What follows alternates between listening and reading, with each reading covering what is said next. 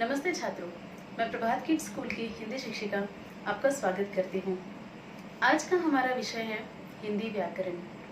छात्रों, आपने पिछली कक्षाओं में वर्ण के बारे में जानकारी ली होगी, क्योंकि किसी भी भाषा को लिखने के लिए हमें वर्णों का आना बहुत जरूरी है।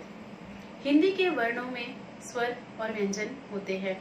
स्वर और व्यंजन के बिना हिंदी लिख पाना मुश्किल होता है ना? तो आपको सभी को वर्णों की पूरी जानकारी होगी। आज हम नया विषय जो देखने वाले हैं वह है शब्द। शब्द शब्द क्या होते हैं? शब्द दो या दो से अधिक वर्णों से मिलकर बनने वाले ऐसे शब्द जिनका कोई ना कोई अर्थ निकलता हो उसे शब्द कहते हैं, या यूं कहें वर्णों के सार्थक समूह को शब्द कहते हैं। सार्थक का अर्थ होता है कि उस शब्द का कोई ना कोई अर्थ निकलना ही चाहिए।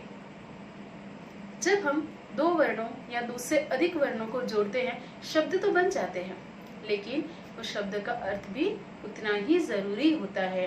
अर्थात वर्णों के सार्थक समूह को ही शब्द कहते हैं। उदाहरण के तौर पे यदि हम देखें जानवर, फूल आदि। जानवर अर्थात पशु, फूल जो बगीचे में खिलते हैं, रंग बिरंगी फूल जो होते हैं, उसका अर्थ होता है। फूल को सुमन भी कहते हैं, जानवर को पशु भी कहते हैं। तो अर्थात जानवर और फूल ये जो शब्द है, तितली, किताब, पुस्तक, ये जो सारे शब्द हैं यह सार्थक शब्द है। सार्थक का मतलब होता है कि उनका कोई ना कोई विशेष अर्थ निकलता है। तो एक बार हम इसकी परिभाषा को दोहराएंगे। वर्णों के सार्थक समूह को शब्द कहते हैं।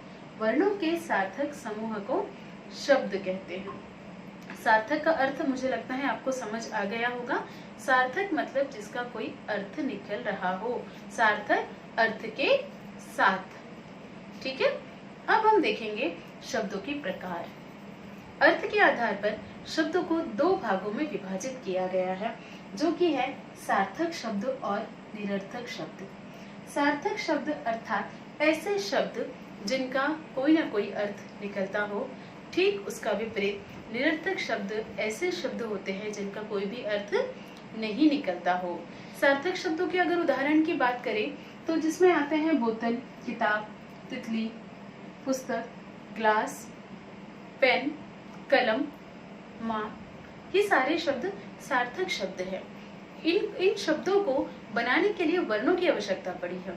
वर्णों को जोड़ने से ही एक शब्द बनता है और उस शब्द का अर्थ जहाँ निकलता है तो ऐसे शब्द क्या कहलाते हैं? ऐसे शब्द कहलाते हैं सार्थक शब्द। वहीं अगर निरर्थक शब्द की बात करें, निरर्थक शब्द ऐसे होते हैं जो भी वर्णों के जोड़ से ही बनते हैं, परंतु उनका कोई भी अर्थ नहीं निकलता है। उदाहरण के तौर पर तलबो, तलबो का कोई अर्थ होता है? नहीं। ताकीद, ततीली, इन शब्दों का कोई अर्थ नहीं होता है। ये भी एक शब्द है, परंतु ये सार्थक शब्द नहीं है, और जिनका अर्थ नहीं निकलता है ऐसे शब्दों को क्या कहते हैं? निरर्थक शब्द। अब हम देखेंगे कि वर्णों को मिलाकर शब्द कैसे बनाए जाते हैं। यहाँ पर मैंने एक उदाहरण लिखा है, फूल। फूल के लिए हमें, फूल शब्द लिखने के लिए हमें वर्णों की जरूरत पड़ी है। तो वर्ण है अ हलंत जमा उ जमा ल हलंत जमा अ। जब हम इस तरह से हमने वर्णों को जोड़ा तब एक सार्थक शब्द बना है।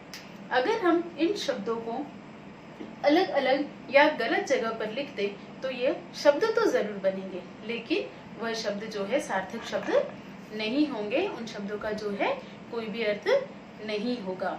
सार्थक शब्द के अगर कुछ और उदाहरण की बात करें तो हम दे सकते हैं, जैसे पंखा, कूलर, तकिया, बिस्तर, किताब, ये सारे सार्थक शब्द हैं। वहीं निरर्थक शब्द ऐसे शब्द जिनका कोई भी अर्थ नहीं होता है, जैसा कि हमने यहाँ पर देखा है। इन शब्दों का कोई भी अर्थ नहीं होता है, ये निरर्थक शब्द कहलाते हैं। एक बार हम फिर से इन चीजों को दोहराएंगे।